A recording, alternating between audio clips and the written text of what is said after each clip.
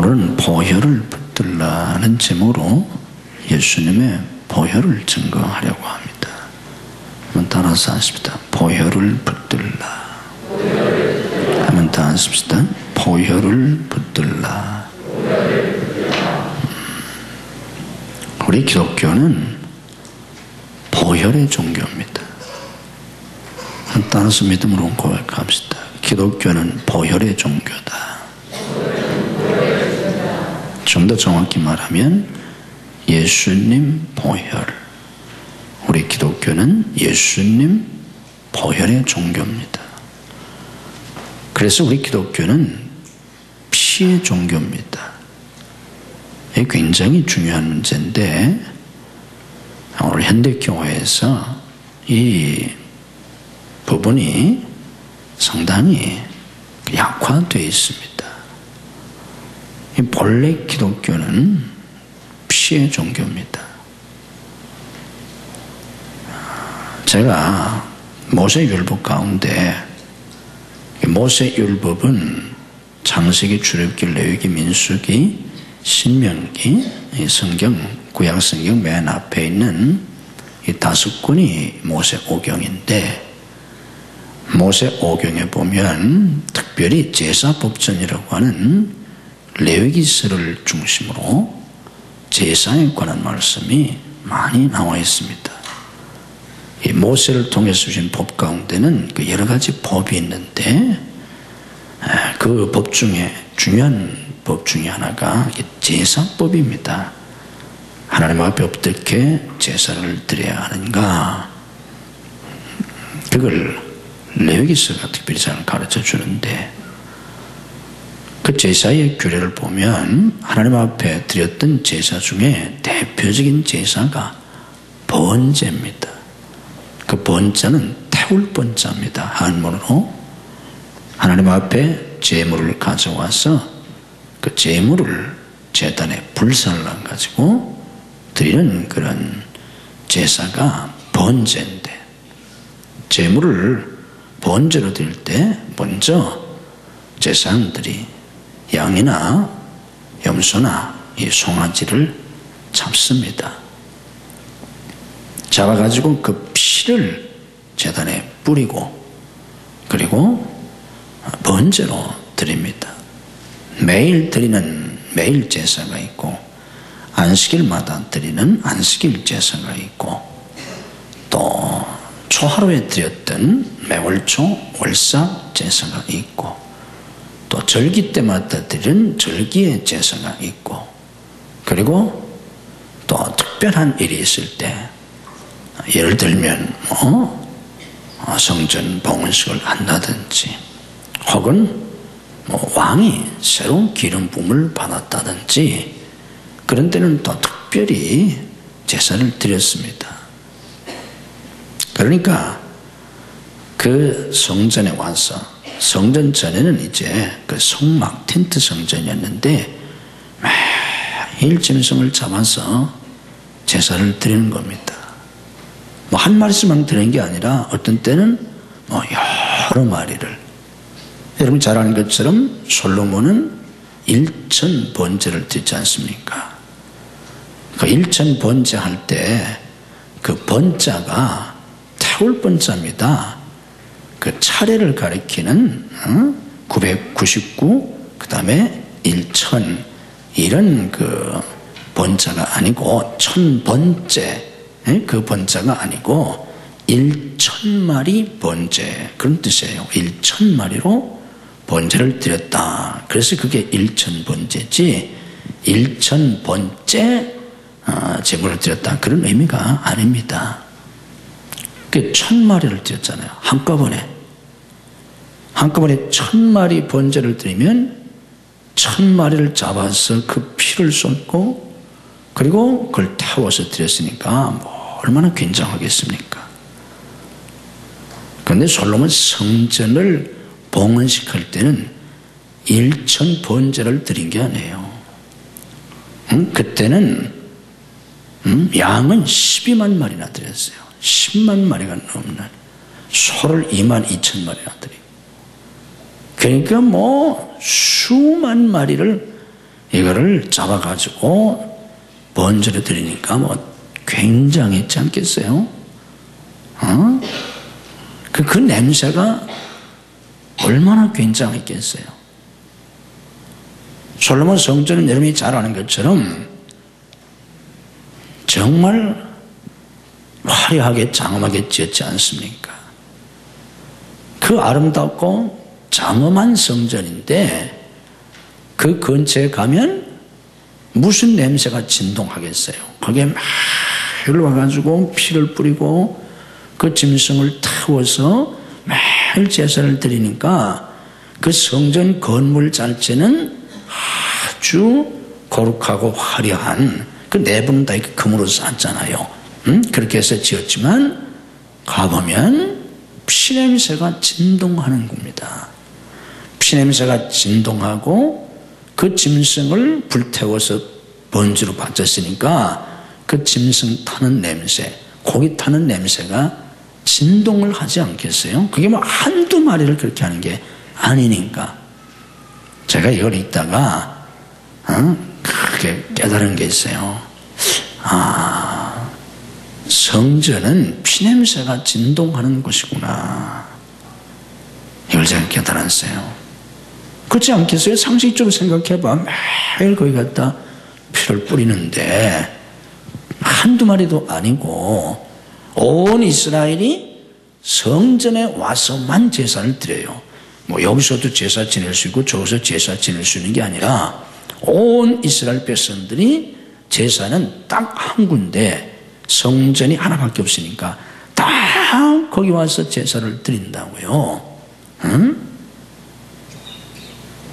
제가 네팔을 2번을 갔었는데 네팔에 처음 갔을 때 그 산속에 가니까 수백 년 전서부터 800년 전서부터인가 뭐라고 하는 것 같은데 짐승을 잡아서 제사 드리는 성전이 있더라고요. 기독교나 유대교가 아니고 그 이방 종교 그 성전이 있는데 그 지금도 사람들이 양을 가지고 와서 또 염소를 가지고 와서 피제사를 지금도 드리더라고요. 전국에서 와가지고 사람들이 가보니까 뭐 관광버스가 한등하더라고요. 수십 대 있고 사람들이 쫙 줄을 서가지고 짐승을 이제 제물을 가져와서 제물을 드리더라고요. 그걸 주면 이제 거기 제사장이 그 칼로 목을 따가지고 그럼 피가 나오잖아요. 그 피를 거기다 이렇게 뿌리고 지금도 그러더라고. 그 뭐 구경하려고 쭉 이제 줄 섰다가 가봤는데 냄새가 피비린내 아닙니까? 이게 짐승의 피가 냄새가 역겨워가지고 가까이 가서 보기가 끔찍하더라고. 지금도 그렇게 하더라고요. 수백 년 동안 거기서 그렇게 했다는 거예요. 지금도 하고.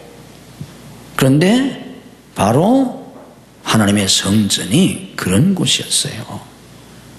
건물 자체는 잘 지어놨지만 그 마당에서는 매일같이 피제사를 드렸다고. 그러니까 그 근처에 가면 뭐 피냄새가 진동하지 않았겠어요? 이걸 보고 제가 깨달았어요. 성전은, 하나님의 성전은 피냄새가 진동하는 곳이구나. 구약시대 때는 짐승의 피가, 양의 피나 송아지의 피냄새가 진동하는 곳이었고, 신약시대 때 와서는 교회 오면 무슨 냄새가 진동해야 된다는 거예요? 무슨 냄새가 여기서? 그리스도의 보혈의 냄새가, 그리스도의 피냄새가 교회에 진동해야 돼요. 이게 교회로구나. 근데 교회에서 피냄새가 나질 않는 거예요.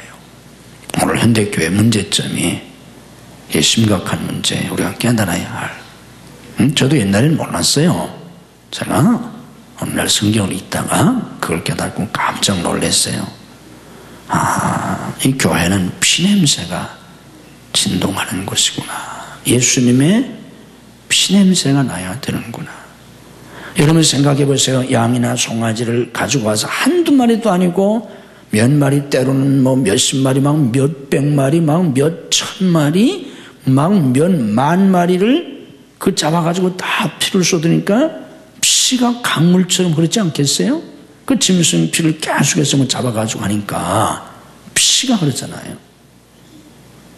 하나님의 성전에서는 피가 흘러야 합니다. 피가. 예수님의 보혈이. 교회 와서는 피냄새를 맡아야 돼요. 예수님의 보혈의 냄새를. 그럴 뿐만 아니라 아예 그 피로 씻음을 받아야 되고 그 피가 성도들 심령 속에서 흐르고 있어야 한다. 이게 교회인데 오늘 교회에서 피가 사라졌어요.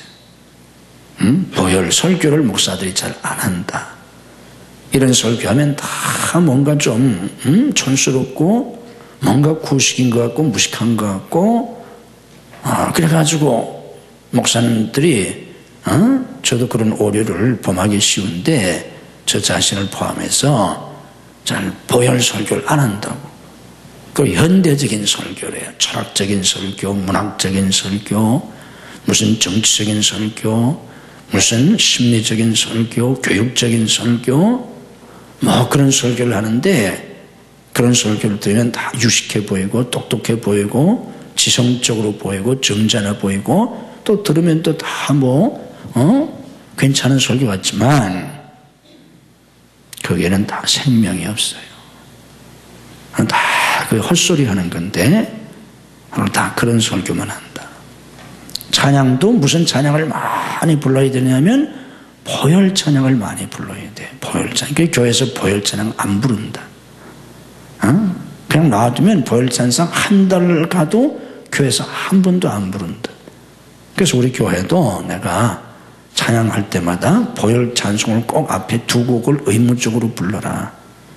그래서 우리 교회에서 찬양할 때 보혈 찬송을 찬송가에서 하나, 복음송에서 하나, 두 곡을 부르는 게 내가 의무적으로 부르게 해서 그런 거예요. 그게 내버려두면 1년 내내 보혈 찬송 교회에서 하나도 안 부른다.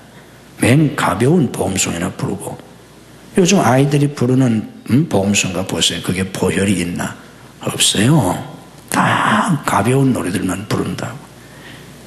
그러다 보니까 현대교회가 생명력이 없는 거예요. 능력이 없어요.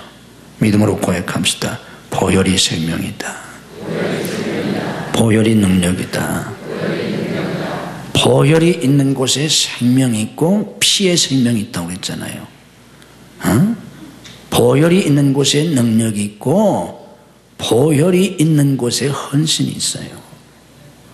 보혈이 없는데 무슨 생명이 있겠어요? 보혈이 없는데 누가 헌신하겠어요?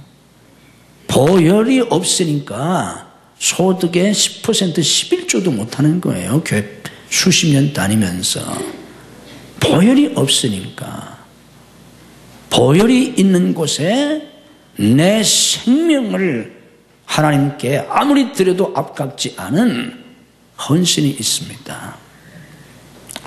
우리 감리교회에 장로님 중에 유명한 장로님 중에 한 분이 김성일 장로님이 그분이 책을 많이 쓰시고 그랬는데 그분이 원래 문학가예요. 고등학교 때 벌써 등단을 한 사람입니다. 그분이. 그리고 서울대 공대를 나온 사람인데 문학하는 사람이 서울 공대를 나왔어요. 입학시험 볼 때 당신 왜 문학하는 사람인데 너 왜 문학하는 학생이 공대 들어왔냐 그랬더니 문학은 고등학교 때 다 뗐습니다. 문학은 더 이상 배울 게 없습니다. 그래서 다른 분야인 공과를 공부하고 싶다고 그렇게 공대를 들어간 학생이에요. 수재입니다. 할머니 때부터 신앙생활을 잘 했는데 머리가 좋으니까 학교 가서 자연과학을 배우면서 중학교 때부터 하나님을 떠났어요. 그리고 문학만 했어요. 머리가 아주 좋으니까 고등학교 때 추천받아서 벌써 문단에 등단하고 그랬는데 그래서 공대를 나오고 대기업에 취직을 해가지고 직장생활을 했어요. 하나님 품을 멀리 떠나서 저 똑똑하다고 저 잘났다고 그렇게 살았어요. 하나님을 믿던 사람이 하나님 품을 떠나면 어떻게 합니까? 하나님이 하시는 방법이 있잖아요. 하나님이 돌아오게 하시지 않습니까? 돌아오게 하는데 그냥 돌아오나요? 안 돌아와. 그러니까 하나님이 뭐를 주신다고요? 고난을 주시잖아요. 무슨 고난을 주세요? 자기 힘으로 할 수 없는, 자기 힘으로 할 수 있는 고난 주면 또 지가 또 다 해결하고 하나님 앞에 안 와. 자기 힘으로 할 수 없는 고난을 주십니다. 자기 딸이 아팠어요. 딸이 병에 걸렸어요. 자식이 병에 걸리는데 뭐 장사 있겠어요? 딸의 병을 통해서 돌아옵니다. 하나님 앞에. 돌아오긴 돌아왔는데 은혜를 받지를 못해요. 겨우 그냥 딸 때문에 억지로 따라왔으니까 교회를 다니는데 그냥 형식적으로 교회를 다녀요. 하나님이 그냥 놔두시겠어요? 하나님이 또 문제를 주세요. 이번에는 부인이 암에 걸립니다. 이 남편 때문에 괜히 부인이 고생하는 거예요. 남편을 부르기 위해서. 자기 부인이 암에 걸렸는데 치료하는 과정 속에서 살 확률이 반반이에요. 반반이니까 까딱하면 죽고 이제 잘하면 사람 반반이니까 이런 위험 속에 있으니까 하나님 앞에 이제 기도를 하게 되는데 그 교회에서 부흥회를 앞두고 24시간 릴레이 기도를 시켰어요. 신청을 받아가지고 1시간씩 24시간 기도를 하라고.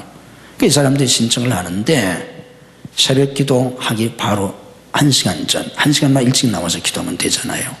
그래서 새벽 기도하기 1시간 전 자기가 신청을 해서 그 시간에 이제 새벽에 나와서 아무도 없는데 교회 나와서 이제 기도를 합니다.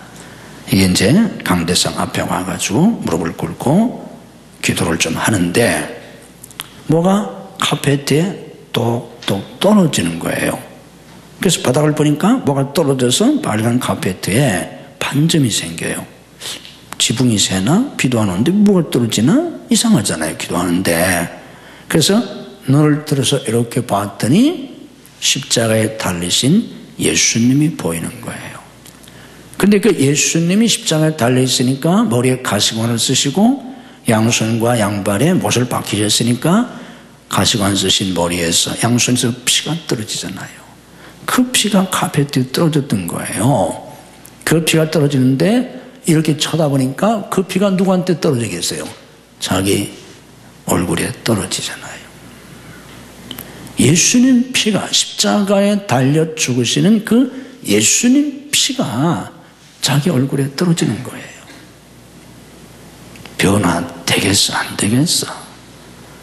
예수님 피가 자기 얼굴에 떨어지는데 그 앞에서 죄를 회개하지 않을 사람 어디 있겠어?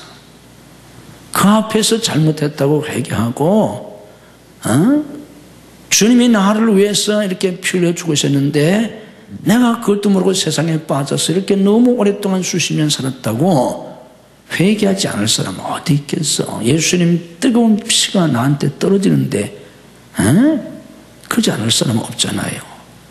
그래서 회개합니다.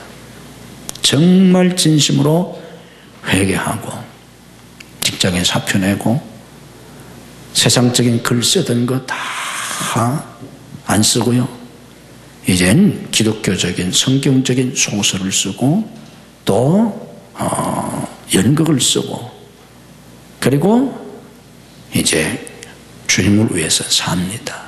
그래서 교회 장로가 됐고요. 감리교회 장로가 되고 그리고 신학교에서 기독교 문학도 가르치고 많은 기독교 작품을 남긴 그런 분이 되셨어요. 예수님의 십자가 보혈을 접했기 때문에 변화된 겁니다. 우리가 예수님의 보혈을 안다면 변화되지 않을 사람 아무도 없어요. 그런데 교회를 다녀도 예수님 보혈을 모르니까 구원도 못 받고 신앙생활을 뜨겁게 하지 못하는 겁니다. 예수님의 보혈이 여러분 심령 속에 뜨겁게 살아 역사할 수 있는 그런 은혜가 여러분들에게 함께 하시기를 주님의 이름으로 축복합니다. 정리해 드리겠습니다. 왜 보혈이 그렇게 중요한가? 피 없이는, 보혈이 없이는 하나님께 나아가지 못합니다. 믿음으로 고백합시다. 피 없이는 하나님께 나아가지 못한다. 성소는 세 구분으로 나뉘어 있습니다. 마당이 성전 뜰입니다. 거기서 제사를 드려요. 성전 문을 열고 들어가면 거기가 성소입니다. 예배당 같은 성소예요. 그 제사장들만 들어갑니다. 그 안에 지성소라는 데가 있습니다. 지성소라는 말은 그 지자가 지극할 지자입니다. 성소 중에서 가장 거룩하다, 지극히 거룩한 곳이다. 그래서 지성소라고 그래요. 거기에 법궤가 있고 거기에 하나님이 임재해 계십니다. 이 지성소에는 제사장들도 못 들어가요.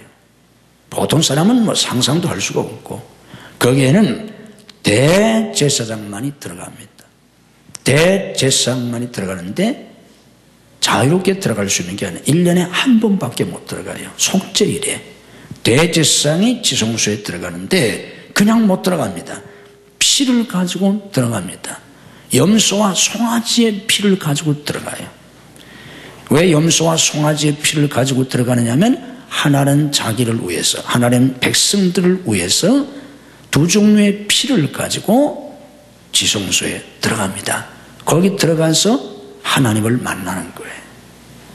이게 성전입니다. 피 없이는 지성소에 못 들어가요. 죽어요.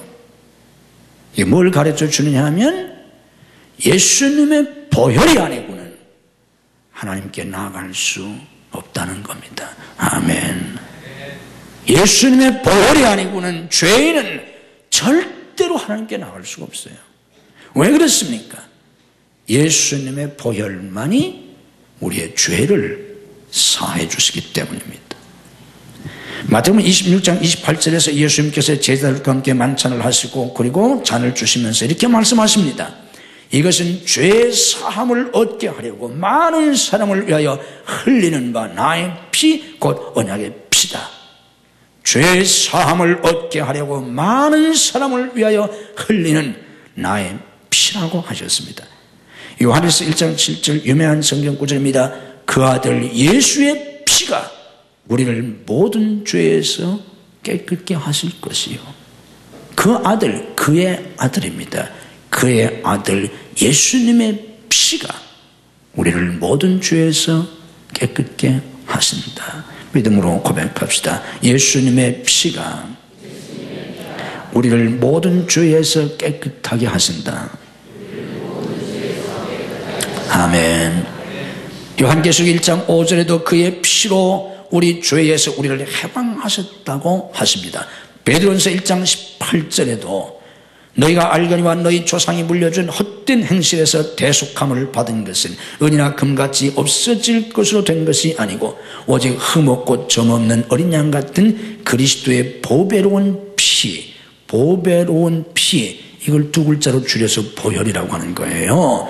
그리스도의 보혈로 된 것이니라. 그래서 히브리 9장 22절에 피 흘림이 없은즉 사함이 없다. 히브리서 10장 19절에 우리가 예수의 피를 힘입어 성소에 들어갈 담력을 얻었다 그랬습니다. 예수님의 보혈로 죄사함 받고 그래서 우리가 하나님 앞에 나가게 되는 것입니다. 16세기의 종교개혁을 일으켰던 마틴 루터가 가톨릭 신부 아닙니까? 가톨릭에 신부했던 마틴 루터가 어느 날 죄의 문제 때문에 심각하게 고민을 합니다. 그러다가 잠이 들었어요. 꿈을 꿉니다. 꿈에 한 천사가 나타나서 큰 칠판에다가 뭐를 써요. 뭐를 써나 보았더니 마틴 루터라고 자기 이름을 쓰고 거기다가 죄를 적는데 루터가 그동안 지은 모든 죄를 그 큰 칠판에 가득 천사가 적습니다. 보니까 너무 죄가 많고 그 죄가 너무 끔찍해요. 그것을 본 마틴 루터가 나는 용서받을 수 없는 죄인이구나. 절망합니다. 꿈속에서. 천사가 자기의 죄를 다 적으니까. 절망하고 있는 루터에게 한 손이 나타납니다. 한 손이 나타나서 그 칠판에다가 적는데 뭐라고 적는가 하면 그의 아들 예수의 피가 우리의 모든 죄에서 우리를 깨끗게 하셨다는 말씀을 적습니다. 그러더니 그 글귀를 적은 그 손에서 가만히 보니까 그 손에 못자국이 있는데 거기서 피가 나와요. 그 피가 루터의 죄를 천사가 적었던 그 모든 그 죄를 그 손에서 나오는 그 피가 깨끗하게 씻어줍니다. 이 꿈을 꾸고 나서 루터가 오직 우리는 예수님의 보혈로 죄사함을 받는구나. 인간이 어떤 선행이나 어떤 공로나 인간의 능력이 아니라 우리의 죄가 아무리 많을지라도 십자가의 예수님 보혈이 우리의 죄를 깨끗하게 씻어주신다는 확신을 갖게 됩니다. 그래서 자기의 죄도 예수님의 보혈로 씻음받았다는 확신을 갖게 되고 모든 사람의 죄를 예수님의 보혈이 씻어주신다는 믿음을 갖고 종교개혁을 일으키게 된 겁니다. 예수님의 보혈로 우리는 죄사함 받습니다. 예수님 보혈의 공로로 우리는 천국 갑니다. 아멘. 믿음으로 고백합시다. 예수님 보혈의 공로로 천국 간다. 로마서 5장 9절에 말씀합니다. 그의 피로 말미암아 의롭다 하심을 받았으니 더욱 그로 말미암아 진노함에서 구원을 받을 것이다. 하나님의 진노는 하나님의 심판을 가리킵니다. 죄의 심판은 멸망입니다. 지옥 가는 겁니다. 그 지옥 심판에서 어떻게 천국을 가겠습니까? 무엇으로 가겠습니까? 그 어떤 것으로도 지옥 형벌을 벗어나지 못합니다. 그 무엇을 죽어도 인간은 천국 갈 수가 없습니다. 오직 그의 피로 말미암아 예수님의 보혈로서만 우리는 지옥에서 천국으로 구원받게 됩니다. 그래서 요한계시록 7장 9절의 말씀 보면 2일 후에 내가 보니 각 나라와 족속과 백성과 방언에서 아무도 능히 설 수 없는 큰 무리가 나와 흰옷을 입고 손에 종려가지를 들고 보좌 앞과 어린 양 앞에 서서 찬양을 하는데 이 사람들이 누구냐고 물었더니 14절에 이렇게 대답합니다. 이는 큰 환난에서 나오는 자들인데 어린 양의 피에 그 옷을 씻어 희게 하였느니라. 천국의 각 나라와 족속과 방언에서 능히 설 수 없는 많은 구원받은 사람들이 모여 있는데 흰옷을 입고 모여 있는데 그 사람들이 어떤 사람이냐? 어린 양의 피로 씻음을 받은 사람이더라. 예수님의 피로 죄사함 받은 사람만이 천국 갑니다. 아멘. 다시 한번 믿음으로 고백합시다. 예수님 보혈로 천국 간다.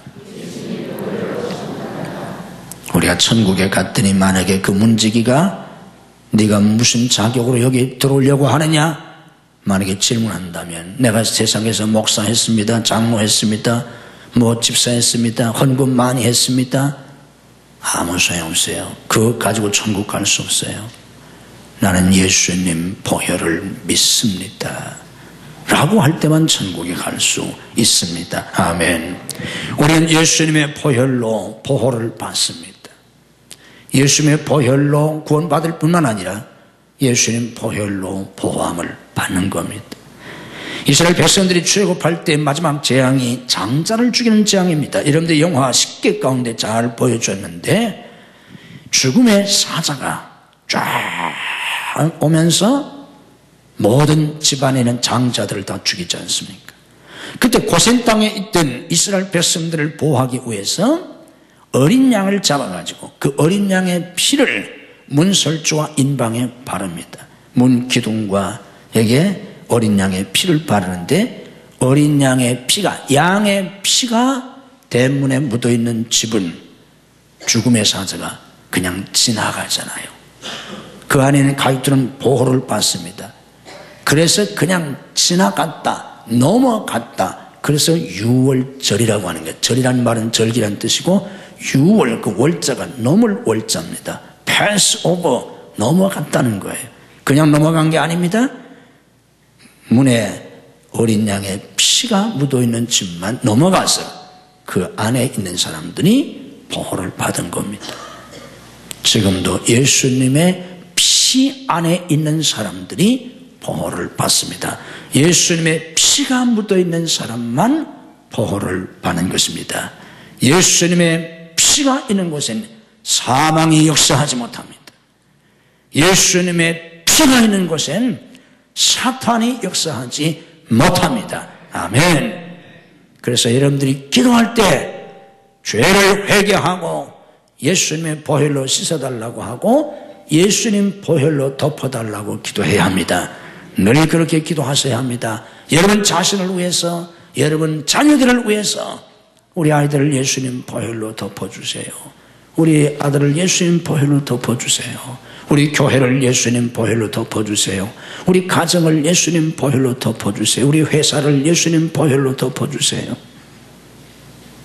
예수님 보혈이 우리를 보호해 줍니다. 우리가 귀신 들린 사람들을 이렇게 쫓아내다 보면 귀신들이 가장 무서워하는 게 예수님 보혈입니다. 예수님 보혈 찬송을 부를 때 귀신들이 제일 무서워합니다. 예수님 보혈로 물리칠 때 귀신들이 물러가요. 그 어떤 것도 귀신들이 두려워하지 않아요. 예수님 보혈에 귀신들이 물러갑니다. 예수님 보혈로 덮어 있다면 그 어떤 사탄의 세력도 침투하지 못합니다. 예수님의 보혈로 우리를 덮어달라고 늘 기도하셔야 합니다. 우리는 예수님의 보혈로 복을 받습니다. 그냥 복 받는 게 아닙니다. 예수님 보혈로 복을 받는 거예요. 영어로 복이라는 단어가 무슨 말입니까? 영어로 축복, 복을 가리키는 단어가 일반적인 단어가 blessing 또 bliss라는 단어인데 이 영어의 복을 가리키는 이 단어가 그 어원이 어디서 온 말인가 하면 blessing이나 bliss라는 그 단어가 피라는 블러드에서 온 겁니다. 그리고 피 흘린다는 블리드에서 온 말이라고 그래요. 그러니까 영어는 그 단어 자체가 복이라는 단어 자체가 피에서 온 거예요. 블러드에서 혹은 블리드에서 블레싱이나 블리스란 말이 온 겁니다. 그런데 웹스터 사전에 보면 이 블러드 피에서 복이라는 단어가 왔는데 블레싱이라는 단어가 왔는데 이 피가 어떤 피를 가리키냐면 특별히 제단에 뿌려진 피라는 겁니다. 제단에 뿌려진 피란 단어에서 복이란 단어가 생겼다는 겁니다. 얼마나 기독교적인 말입니까? 십자가에서 흘려주신 예수님의 보혈 때문에 우리가 구원받고 그 보혈의 공로 때문에 복을 받는 것입니다. 아멘. 보혈의 공로가 없다면 구원도 없고 축복도 없습니다. 어떻게 죄인들이 복을 받겠습니까?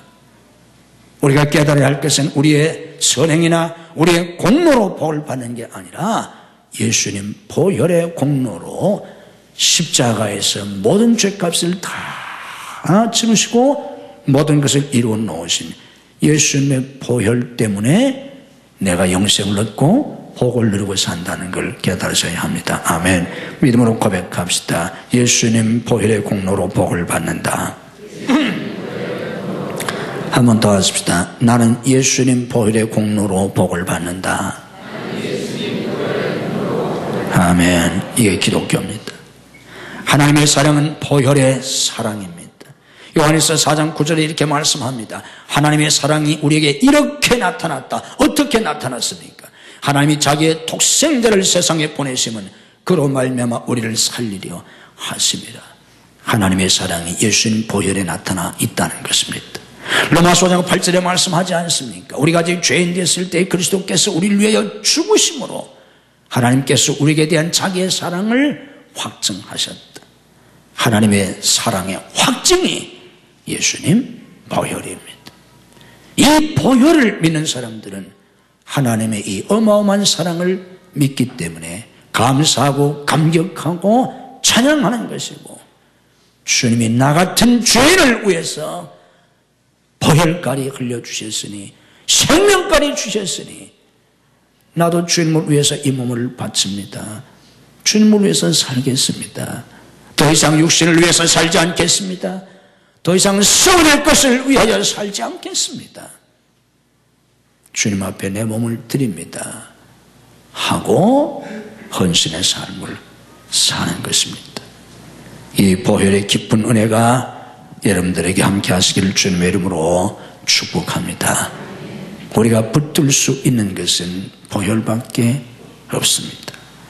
안산에 가면 안산 제일교회라고 장로교회 큰 교회가 있습니다. 안산에서 제일 큰 교회 중에 하나인데 그 교회 담임 목사님이 20대 청년 때 폐결에 걸려가지고 폐결 말기가 돼서 죽음의 문턱에 가 있었습니다.